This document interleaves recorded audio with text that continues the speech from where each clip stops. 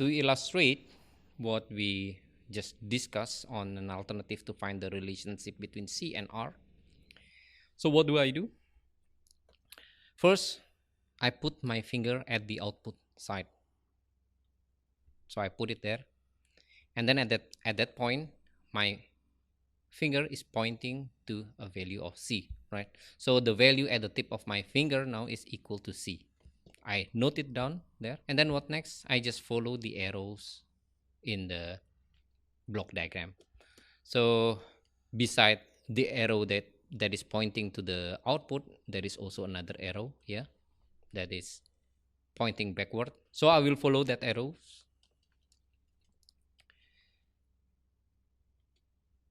Okay, it goes down, and then it will arrive to the block diagram H. To this block diagram H, the C, the location that I pointed before, the C is acting as an input to this H, right? So when I continue my finger following the arrow, at the output side of this block H, the value at the tip of my finger will be the input times the transfer function C times H. So at this moment, the value at the tip of my finger will be equal to H times C. I still continue to follow the arrow. The arrow is pointing upward. So I move up. I see a negative sign there. So I have to multiply the value that I pointed before with a negative 1, with a negative sign. So at the end, at this point, the value at the tip of my finger now is becoming negative HC. I continue to follow the arrow. I meet the summing point, and then I arrive at the output side of the summing point. The summing point asks me to add the value that I pointed before with the input of R, right? Because of this part. So at this point, the tip of my finger now has a value of R plus the value that I pointed before. So I have to add the negative HC with R. This is the value that I have now. I continue again the arrow. I meet the system G. Okay. So my R minus HC is the input to the G. And then if I continued my finger following the arrow, at the output side of this G, the value will be equal to G times R minus HC. So if I continue my finger, I also arrive at the original point, which is C. So the value that I pointed before, G times R minus HC, apparently is equal to C because I arrive again at the original point. I stop here, and then I manipulate this equation again mathematically. So I group the input with input R, and then I group the output with output. I split it into left and right hand side of this equation. So it's becoming like this, right? I have R in one side, the input in one side, I have C in the on the other side. So I can take the ratio between output and input in Laplace domain, and then I get the transfer function equivalent of the system. If you compare it with the other method, the other approach that we discussed in the previous 2 slides, you will have the same equivalent transfer function. So you can also use this approach on or the previous approach. Both will result to the same transfer function.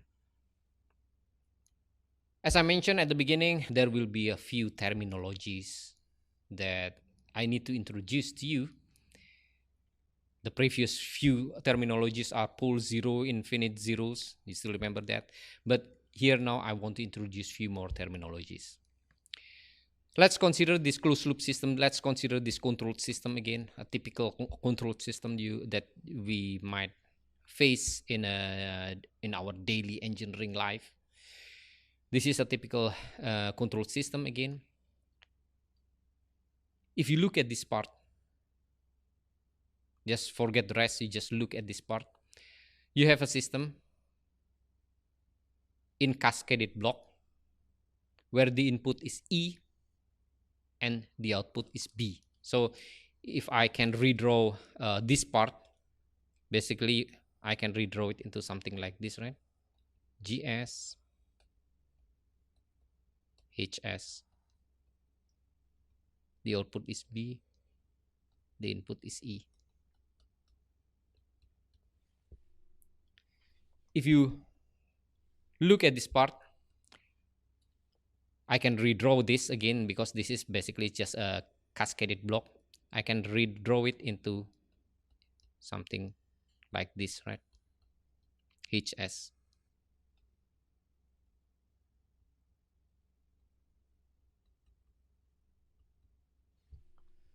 This part of this control system, G time H, the transfer function of G time H, we call it as an open loop transfer function of this control system.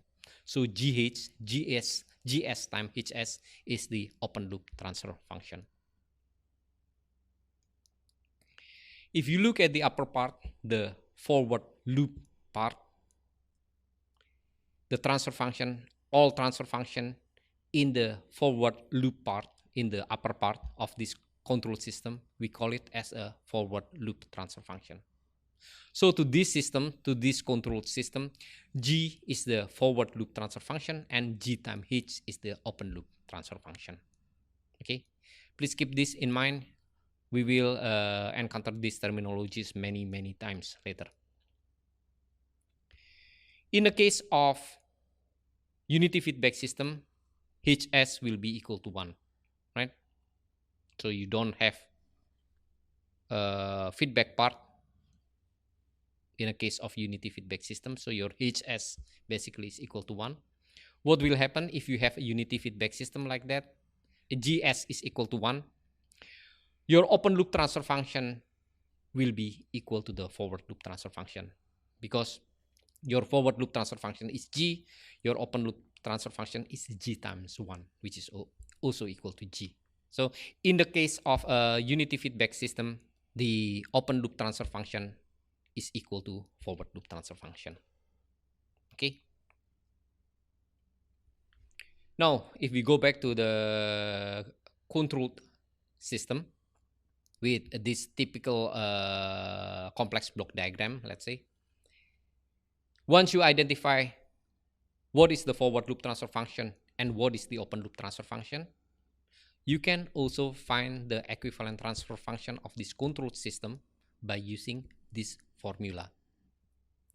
So I have already introduced you with two approaches to analyze a controlled system. One is by using substitution. In the previous few slides we discussed it, and then the second one we did it using a finger method. You just follow the arrow with your fingers. This is the last one. The third approach, if from a controlled system you manage to identify what is the forward loop transfer function and what is the open loop transfer function, when you want to find the equivalent transfer function, you can just simply use this formula.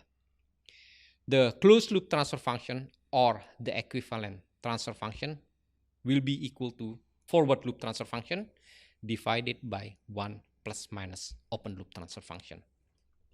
Why do I have plus minus in here? You use positive sign in here. In here, you use positive sign when you have a negative feedback in here. If your feedback is positive, you use the negative sign in here. Okay, so that is the idea. The formula is only this: forward loop transfer function divided by 1 plus minus open loop transfer function. You use positive sign if you have negative feedback. You use negative sign if you have a positive feedback.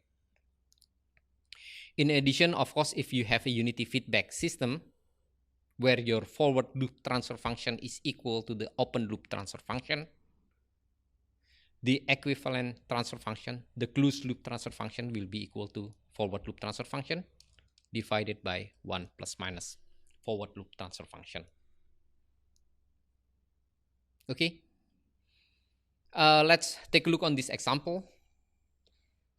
I have a control system, I have a closed loop system, right? And then I want to find the equivalent transfer function. I want to find the closed loop transfer function of this system.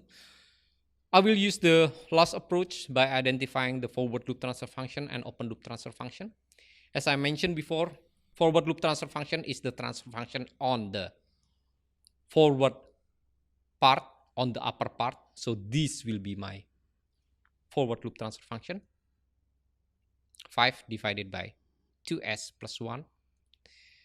And the open loop transfer function is the multiplication of the forward part with the feedback part. So my open loop transfer function is equal to 5 divided by 2s plus 1 times 0.1s. So we identify the forward loop transfer function, we identify the open loop transfer function. You can just simply use the formula to find the closed loop transfer function, where the formula says the closed loop transfer function is equal to forward loop transfer function divided by 1 plus minus open loop transfer function. We have a negative feedback here, so I use a positive sign in here. So using that formula, I just substitute the forward loop transfer function and open loop transfer function to this formula, and then I can get the closed loop transfer function. This closed loop transfer function is the equivalent of the transfer function of the control system. So I can redraw this control system in a simpler manner by drawing it like this, with the transfer function equal to the closed loop transfer function that we derive just now. Okay.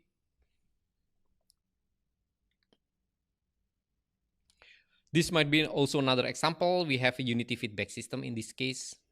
Again, just to remind you, why do I call it unity feedback system? Because I have a unity feedback in the feedback part here. Okay. In a case of unity feedback system, we discussed it in the previous 2 slides. If you have a unity feedback system, of course, your forward loop transfer function is equal to the open loop transfer function. So when you want to analyze the closed loop transfer function, you just divide the forward loop transfer function. This is your forward loop transfer function. You divide it by 1 plus, again, why this is plus? Because I have negative sign in here. 1 plus forward loop transfer function. So if you analyze this mathematical expression from this closed loop transfer function formula, you will get the closed loop transfer function equal to this expression. Okay. So you can find the equivalent of this unity feedback system with this following equivalent transfer function